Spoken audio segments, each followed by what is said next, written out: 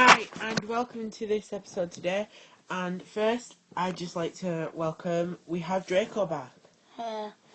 And this is Draco's first episode doing like this. Now, today we're going to talk about shiny Pokemon. Now, basically, the term shiny Pokemon Means wasn't actually an official term. It was just a term used by fans that they made up because of the way that it sparkles when it comes out of its Pokeball. It kind of like, there wasn't like an official name for it, but it was like an alternated colour Pokemon, stuff like that. That's what it's referred to in the series anyway. all it means is a different colour and much more rare type of the Pokemon that you want. Like Ash has one shiny Pokemon, and that was his Noctowl, which is a gold colour, and as you can see on the photo there, it sparkles. As it comes out of its Pokeball. That's why people came up with the names Shiny. Yeah, it was officially used in the 5th generation event where it says shiny something. I forgot what it was. And one thing about Shiny, on an episode, this person always tries to forge a shiny Magikarp by painting it gold. And it's always the same guy. If you ever watched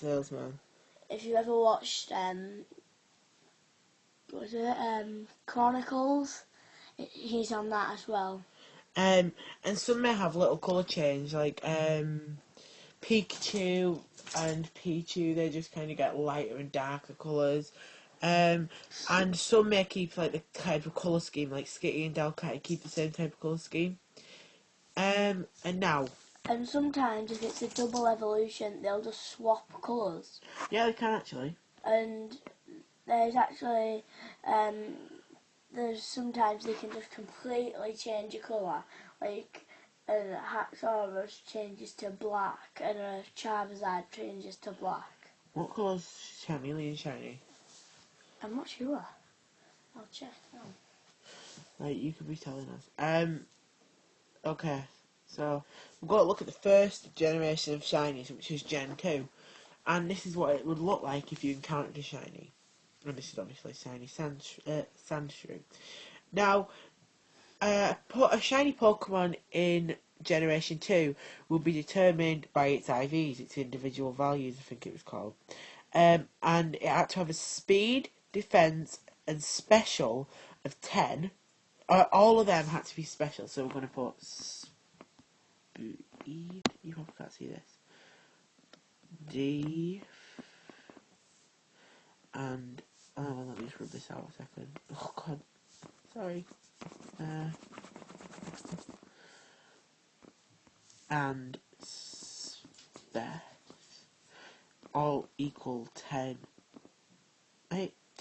And then your attack, I can't write all this out, but I'll put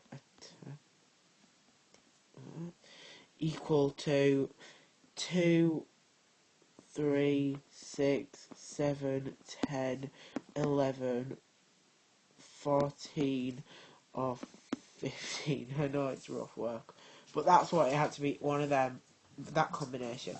So just to recap, speed, defense, and special all equal to 10, and then its attack had to be either 2, 3, 6, 7, 10, 11, 14, or 15. I've sent you a photo of a shiny, so you can receive it and put it on there to show it. Yeah, so that's the combination it had to be. And yeah, this is the first time it was introduced. Now, this is Gen 3 that it looked like this. That it looked like this when you encountered it. Well, that's actually a really nice colour. He's just looking at Ivysaur. No, look at it. I mean, Venusaur. Yeah, it's alright. It's quite a nice, like, green. And look, these star themes have continued on. This is where shiny comes from. It's also the noise that it went in as well. But if you look, there's like slightly colour differences between games of them. But that's probably just because that's an older game too. But that is noted in comments. And in this game, it was no longer due to the IVs. It was due to because the data structure had all been redone. And it was due to your ID and your secret ID and personality or personality values of the Pokemon itself. So there's a lot more to take into thinking, and this was also the same for the rest of the generations after that too. That was all the same, all that I said. And as you can still see, these colours are looking still slightly different. But as you can see, it changes. Is it on? Yeah. Right. As you can see, it changes colour from each one. It goes to white, to a goldy, to blue, and then to like a white and blue in the final generation. Just to say, I really like the colour of a shiny Sandile. Yeah, it's quite cool actually, isn't it?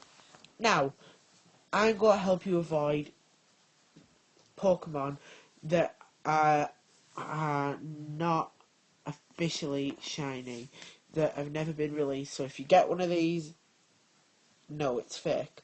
So in Generation 2, Mew, unknown.